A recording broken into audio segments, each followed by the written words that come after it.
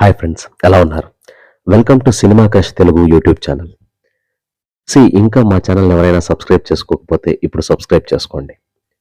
ఇండియాలో highest remuneration తీసుకుంటున్న యాక్టర్స్లో తమిళ star hero Vijay కూడా ఒకరు.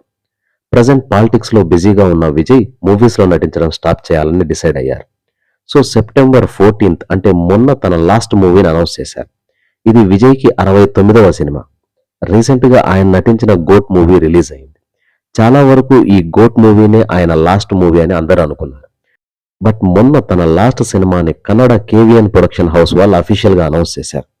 ఈ మూవీ విజయ్ ఫ్యాన్స్ కి చాలా స్పెషల్ అని చెప్పొచ్చు. అయితే తన లాస్ట్ సినిమాకి విజయ్ దాదాపు 275 కోట్ల రెమ్యునరేషన్ తీసుకుంటున్నాడని ప్రజెంట్ ఇండస్ట్రీలో టాక్ నడుస్తుంది. ఇప్పటి వరకు ఇండియాలో మరే యాక్టర్ కూడా ఇంత భారీ రెమ్యునరేషన్ తీసుకోలేదు.